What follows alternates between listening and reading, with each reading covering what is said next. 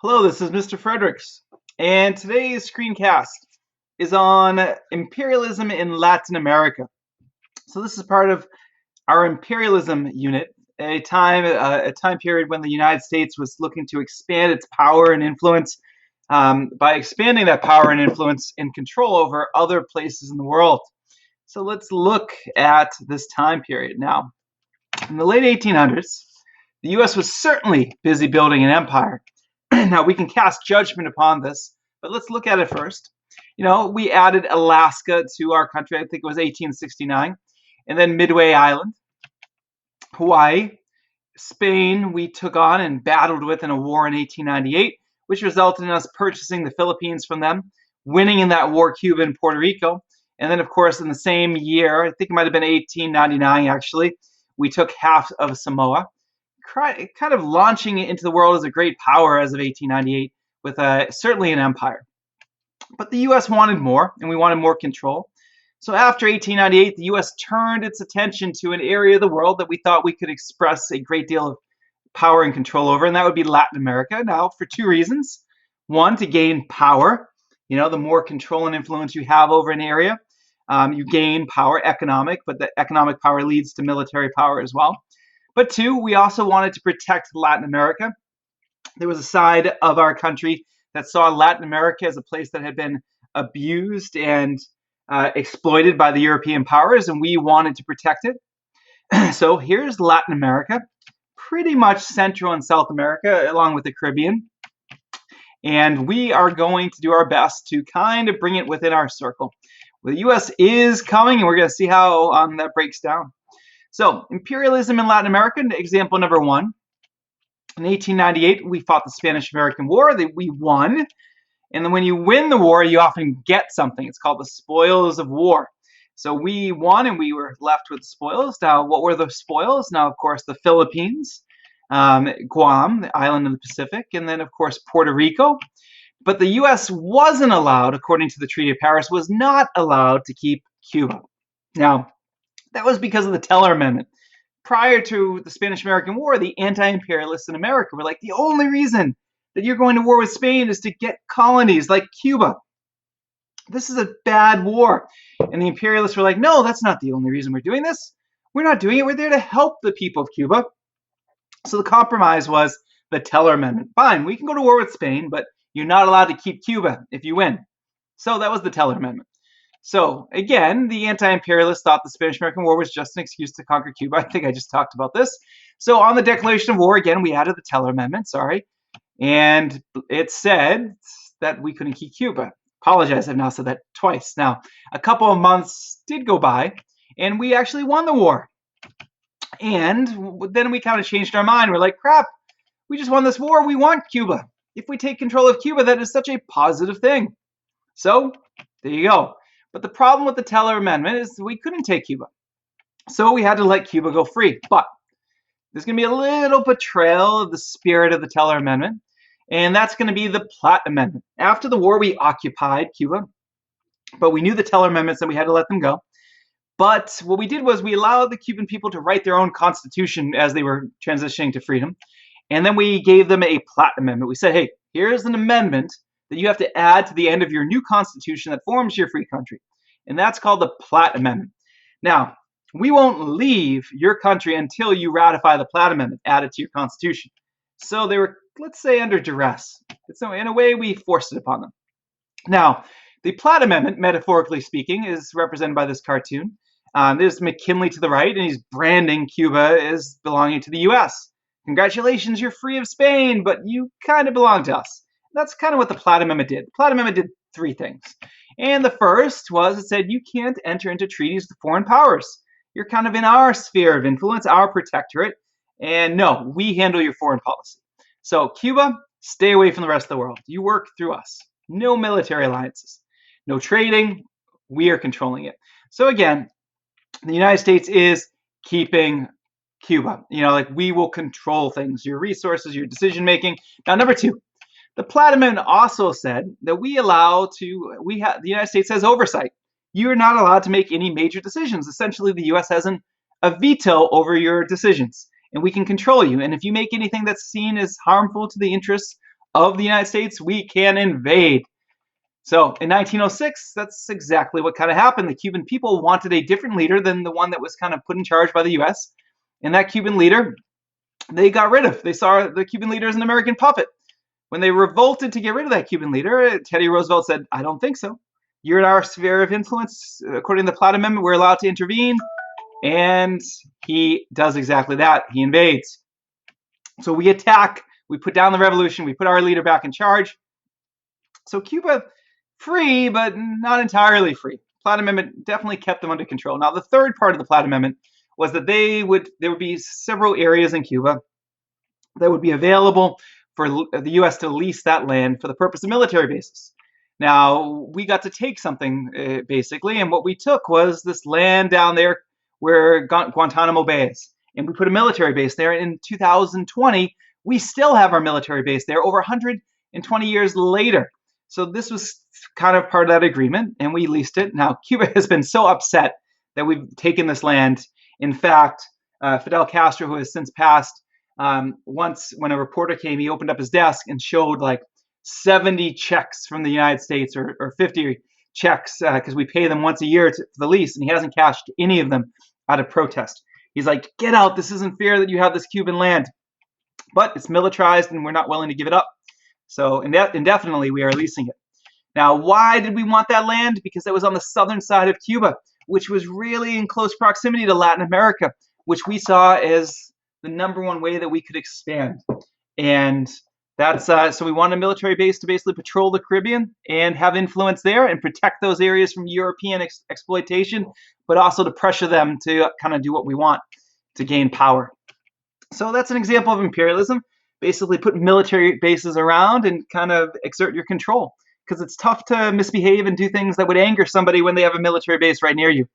Now, as of the 1930s, I think it was actually 1934, the United States allowed the Platt Amendment to be expunged, removed from the Constitution of Cuba. It's part because FDR was following a policy called the Good Neighbor policy, knew that FDR, Franklin Delano Roosevelt, knew that the United States had kind of angered Latin America and we were losing them, their support. So he started to try to treat them as equals, and that's how one of the reasons we got rid of the Platt Amendment. U.S. imperialism in Latin America beyond just kind of controlling and exploiting Cuba. Puerto Rico. After the Spanish-American War, the U.S. took Puerto Rico. Now, that's where Puerto Rico is, right there in the Caribbean, not far from Cuba. Now, when we took Puerto Rico, part of the reason was, again, to kind of have a colony, a territory that would allow us to control Latin America, because that's where we saw we could expand our power. But also, probably the top interest of the time was building the Panama Canal. And we knew if we had more land there and military bases there, that would allow us to not only get a place to build the Panama Canal, but also to build it and protect it. And this was seen as a huge military thing. If we built the canal, it was going to be something we would have to protect. So once again, Puerto Rico, right here. And we wanted to build a canal right here. Didn't exist as of yet. So, but Puerto Rico at this time, had just been freed kind of from Spain, and there were a lot of people there that wanted their own freedom, just like Cuba was getting. And there were some that wanted to become a state of the United States. And there were others that were like, no, we'll just be a territory of the United States. That's the way we're still free, but at the same time, part of the U.S. family. There was no consensus even among the people of Puerto Rico. So the U.S. ended up reacting in 1900 by passing the 4-Acre Act. And what that did was it didn't grant them freedom. It didn't make them Puerto Rico state. Instead, basically made them a territory of the United States. Created 2 houses of government, and the people of Puerto Rico got to elect the lower house with less power, and the higher house, the U.S. essentially appointed people, and the U.S. got to appoint a governor to run the country. So basically, the U.S. would be mostly in charge of Puerto Rico, and the 4-Acre Act also removed the military that was occupying it after the Spanish-American War. And that's when civilian control would take over. So Puerto Rico is going to have about half democracy. By that, they're going to get some ruling and some local control, but ultimately the U.S. is going to be running that country and being in charge of that country. So that's certainly good because for the United States, because the United States now own them and can control trade with that country. The United States would now protect Puerto Rico because, as we've seen, imperialist countries were trying to conquer everywhere, and now the U.S. Would protect Puerto Rico, which was good for Puerto Rico.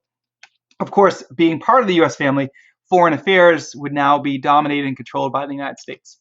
So in 1917, the people of Puerto Rico wanted some more rights and not just be owned by the United States.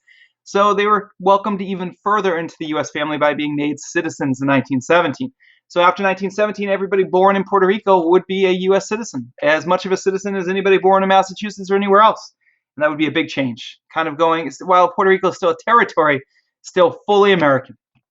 Now, in 2019, or should I say 20, there is some speculation that Puerto Rico is most likely going to be the 51st state eventually of the United States. Now, Puerto Rico at one point did have kind of a referendum on this, and they chose not to become another state, but that could be somewhere in the future.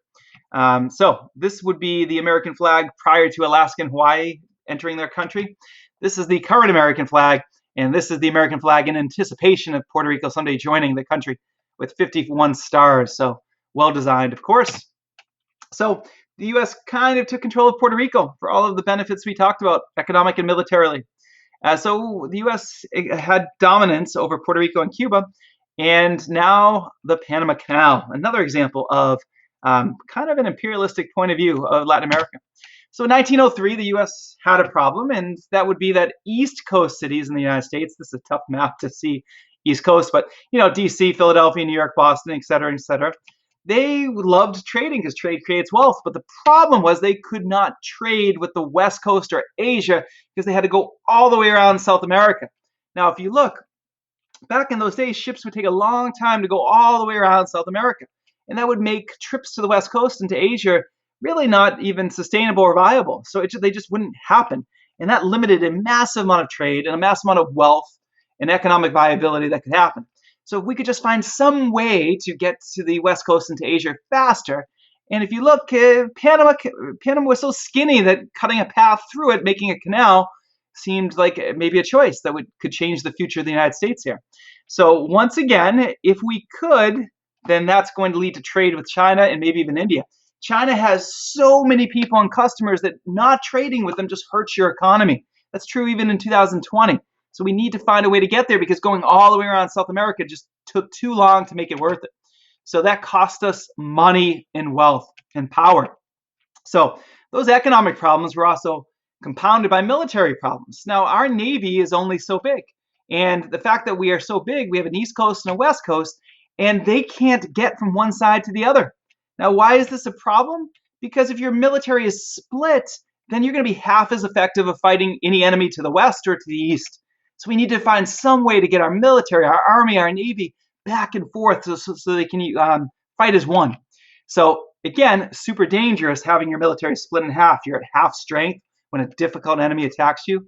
No. So if we're attacked, too dangerous. So example, in 1898, when the Spanish-American War started, we were battling Spain, and the USS Oregon, one of our strongest ships, one of our first powerful ironclads made of iron, not wood, was all the way up by San Francisco. And it had to travel all the way around South America. When it got to the Caribbean, the war was almost over.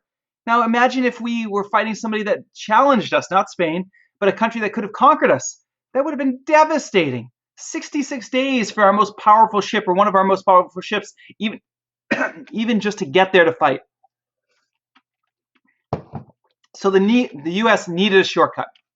Where were we going to find it? Well, if you look at this map, you're obviously not cutting through Brazil. You're going to cut through the skinniest part, which is Panama. We also looked into a plan to cut through Nicaragua. But ultimately, we're going to end up thinking Panama is the better choice. But again, right here, cut right through. Now, that is still a massive amount of land and a challenge. But after we build the canal, this is kind of what it looks like. We flooded some rivers, and once you get through, this is kind of how that works. But that wasn't built yet as of 1903. Teddy Roosevelt wanted to do what America wanted to do for 30 to 40 years. He's like, I'm the president that's going to do this. I'm going to build the canal. I am going to save America economically and militarily. So in 1903, who owned Panama? Well, Colombia owned it. As you can see, Colombia is right next to Panama. Panama was a region, but it wasn't a country. Colombia owned it. So once again, we had to go to Colombia and say, hey, can we build a canal, please, in your land? So we negotiated, but Colombia was being stubborn. They wanted way too much money. We thought they were being unreasonable. So Colombia kind of got on an adversarial level with the US. So way too much money they wanted. The US was angry. So you don't anger the US, particularly when imperialist Teddy Roosevelt's in charge. So Roosevelt gets an idea. He says, people of Panama, have a revolution. Revolt against Colombia. If you have a revolution, immediately the people of Panama is like, we've tried to have revolutions. Colombia is tougher than us. They're going to put it down and hurt us. We can't do it. And the US said, I get that. Colombia is stronger. They're going to beat you up. But I have an idea. I'll send the USS Nashville and about 10 other warships to Panama. And when you have a revolt, Colombia will send its ships to put down your revolt. And they're going to see our whole Navy there. And immediately they're going to back down. Because while Colombia might be able to beat up Panama, they cannot beat up the United States. So we have your back. Colombia will take off and you will have your freedom. And that's exactly what happened. Panama revolted, Colombia came, the US Navy was there, the USS Nashville and Company, and Panama was granted its freedom because Colombia's like, we can't do anything. Now, ultimately, now that Colombia was gone, Panama negotiated with the US and they sold us the canal zone. First to build the canal. $10 million we would give them. We would then pay them $250,000 every year after as part of the lease. Was this an example of imperialism? Well, we got to think about it. Were we there just helping the people of Panama gain their freedom? Or did we take this land from Colombia? And I think you could argue that we secretly motivated the people of Panama to have their revolution.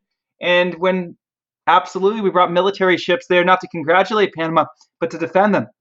So I think this was an act of imperialism and was unfair to Colombia. And we did it for our own interests. Now, Latin America would notice this. Once again, America basically, the United States interfering with one of their countries and taking their land. And this is going to be the beginning of Latin America getting angry at the United States. Whether it was us manipulating Cuba, taking Puerto Rico, doing this to Panama, just seemed like we were pushing them around. And this is going to be kind of a lesson for us because slowly our power and influence and our allies in Latin America are going to go away. And when you don't have allies, when much of the world turns against you, it weakens you because you're only as good as your network today. If you're just one country, you need the support and allies to be powerful. And we started to alienate them by conquering them and manipulating them. So it is a good lesson for countries to know that you have to stay on regions' good sides or you will begin to go down, lose power. Now, in 1921, Teddy Roosevelt actually died, the hero of the Panama Canal and the Columbia incident. And once he died, the congressman, out of respect for waiting until he died, actually issued a formal apology to Colombia for taking their land and gave them reparations, which is basically money for something wrong that you've done. $25 million we gave to Colombia. But even still, Latin America was still kind of irritated with us. Teddy Roosevelt was the hero of the situation, but now we said we're sorry. So Teddy Roosevelt was able to get this land that the U.S. desperately needed, and he's seen here as digging in the canal, although he only did that once, literally. Now, there's a famous saying, a man, a plan, a canal, Panama. And this is a little, saying that really is talking about Teddy Roosevelt. But it's got a little secret about it. It's the same thing spelled forward and backward. As you can see, they're all the same letters. A man, a plan, a canal, Panama. Now, Teddy Roosevelt became the first U.S. president to leave the United States while actually president. He really knew about having a good photo op. So here he is on the seat of that crane, using the crane.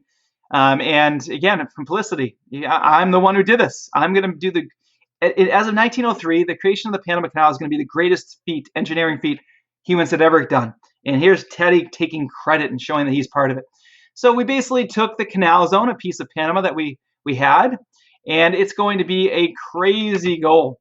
The crazy problem that we had was the French had already tried to build this, and they died by the thousands. All these mosquitoes there were spreading yellow fever and malaria, and massive amount of death among the French. So the U.S. got an idea. We're going to drain the swamps and fill them with oil, actually. So because that's where mosquitoes lay their eggs. We're going to clear cut forests because, again, forests allow mosquitoes to live there, whereas they can't just live way out in the open. So forests were gone. We drained swamps. Any standing water that we couldn't drain, we poured oil into. We brought in thousands upon thousands of spiders because they eat mosquitoes. We brought in thousands upon thousands of lizards because they eat mosquitoes.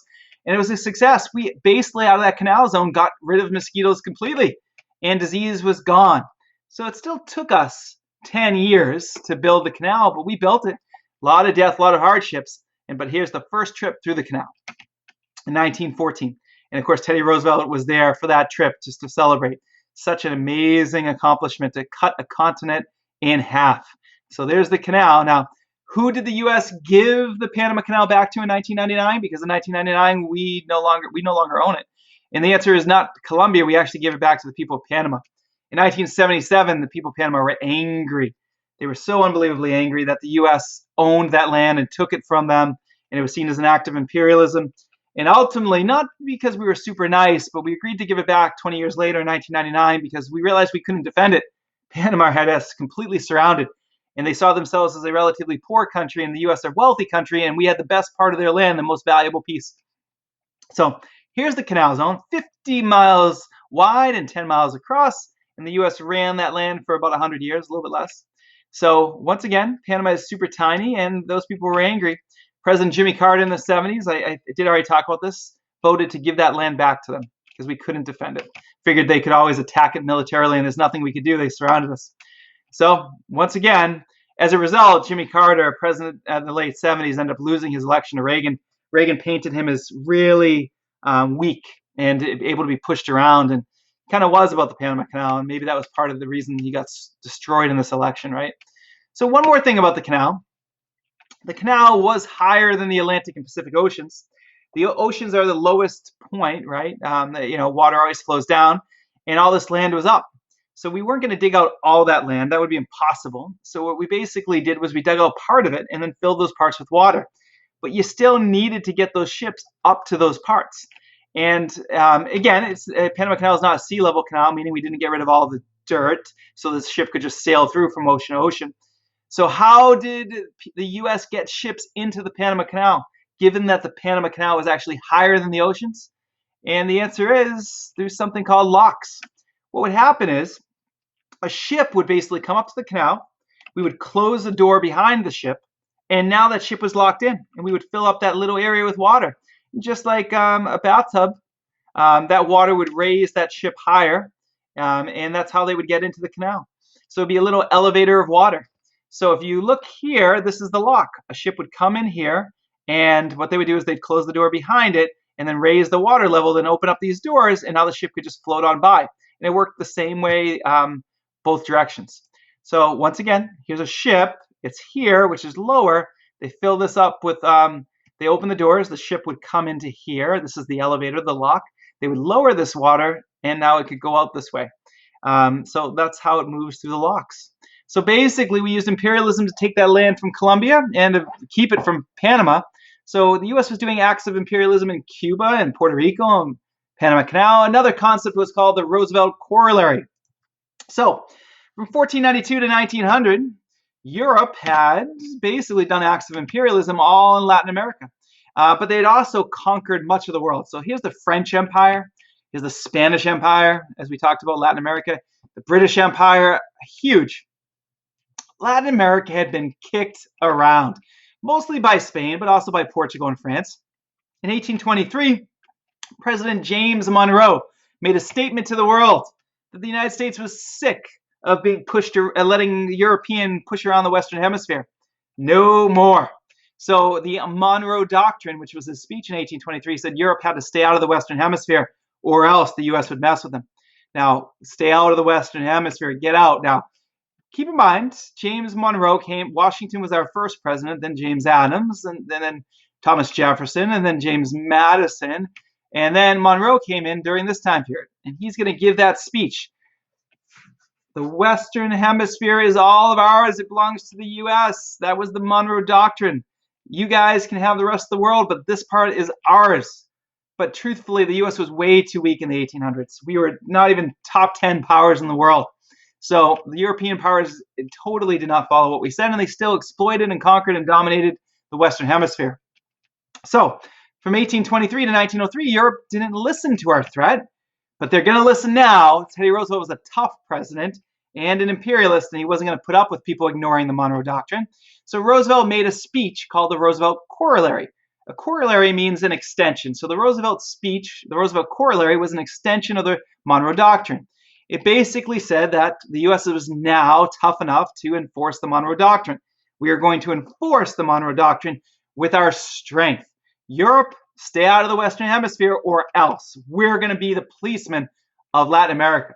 You try to mess with them, you're messing with us. We're going to protect them. And that's what the Roosevelt Corollary was. There's a new sheriff in town. So the Roosevelt Corollary essentially turned the United States into the police of the Western Hemisphere. Now, police are good for society because they can protect people and push around bad guys, particularly the Europeans, and protect Latin America. So we were trying to protect them. We cared about them. They were our extended family in the Western Hemisphere. But police can also be bad, if they're violating people's rights. And believe it or not, acting as the police power in the Western Hemisphere with Latin America, there was the U.S. doing plenty of that. If there were any Latin American countries over the next 20, 30 years that put in bad governments, we often invaded and took them out. Any of those countries started to hurt American companies or hurt our interests, we would invade and undo these things. So Latin America kind of was dominated like they were our children for a time. So, another example is if they had revolutions and we're going to get rid of rulers that we supported, we would go in and put down the revolutions. This is just an example of all the times we sent troops into Latin America during this time. We invaded constantly to the point where history books don't even mention these moments. We just dominated and took care of them like they were our children. This is going to absolutely be an embracement of imperialism, protecting our own interests. Absolutely, it's going to alienate Latin America. And a lot of that anger still exists today. A lot of Latin America sees the United States as not only privileged, but abusive and having a long history of abuse. So Teddy Roosevelt's saying was, speak softly and carry a big stick. This is important. This famous saying that Teddy Roosevelt brought up basically says, hey, you need to carry a big stick to make sure that you don't have to yell at people to get your way. If you carry a big stick, people are just going to do what you want because you're powerful. And Teddy Roosevelt's metaphorical big stick was our Navy. If we have a massively huge Navy, we can patrol Latin America and really the rest of the world. People will see how strong we are and won't mess with us, won't mess with Latin America. So he made a huge military, but more importantly, he made a massively huge Navy. And that will function as his big stick so he can tell everybody what to do. Now, the stick doesn't have to be used for bad. Like I said, the Roosevelt Corollary, we can just use the stick to protect the people of Latin America. But Roosevelt did end up creating the largest Navy in the world to basically carry out his big stick diplomacy. And he painted the whole thing white because ships were never painted white at that point. So he painted the whole thing white, and it was called the Great White Fleet. And here's the Great White Fleet. And he's immediately, Teddy Roosevelt, going to send it around the world for the sole purpose of just showing off to the world how strong we are. That after the Spanish-American War, we were good to go. That there was a new player in town, and you needed to do what we said. And this is the whole big stick philosophy. Show off how strong you are, your stick, and then people just do what you want without you even having to tell them to. So again, that's kind of a lesson of history. Present confidence and strength, and then you don't have to go to war again to fights. So Japan was also a rising, strong power at the time. And they actually knew that our Great White Fleet was coming, and they hid it right behind their country in case we meant them any harm. We came this close without ever knowing it to get into a full-scale war with them in the Great White Fleet. So U.S. imperialism, we basically took control of Cuba, even though they were as a protectorate. We took control of Puerto Rico as a territory. We basically messed with Colombia and Panama to get the Panama Canal. And the Roosevelt Corollary basically made us the police force of all of Latin America, and we invaded and controlled them for 20, 30 years, and so on to get the way that we wanted with them. Example 5 of imperialism is dollar diplomacy. Roosevelt retires from being president in 1908, and one of his cabinet members, a guy named William H. Taft, is going to take over as president. Taft didn't like Roosevelt's big stick foreign policy because it seemed a little aggressive, right? You have to put a lot of money into the military, a lot of wars, a lot of invasions, and he just thought it was messy and could lead to problems. So Taft kind of pushed something a little less aggressive called dollar diplomacy. And basically what he wanted to do was substitute dollars for weapons. So rather than conquering and invading to get influence over places, what he wanted to do was use government's money and use the government to get American companies into these countries and dominate them economically. So rather than invading to get control, just invade them with our dollars. And as our companies bought up the land and took over their companies and employed their labor forces of countries, we naturally would have control over those areas, because control comes just as much from guns as money. When you own all the railroads and all the harbors and you're employing everybody, you can kind of do what you want. And that's how Taft wanted to control Latin America, by allowing U.S. companies, encouraging U.S. companies to massively invest in Latin America. So more investments, provide more loans to companies and to Latin American countries as a way to control them. So this is kind of like economic imperialism, to conquer using your money. At its worst, economic imperialism is you give countries loans they'll never be able to repay, and the moment they default, you can seize their collateral, basically take over their country until they can pay you back, which is never. And it's a way to control people in the long term. As of 1920, Taft's going to lose his election to Woodrow Wilson. And Woodrow Wilson's actually going to implement not dollar diplomacy, but missionary diplomacy. Missionary diplomacy is a little more morally correct when it comes to Latin America. He basically said, for too long, Roosevelt and Taft have totally embraced putting awful leaders in control of Latin American countries.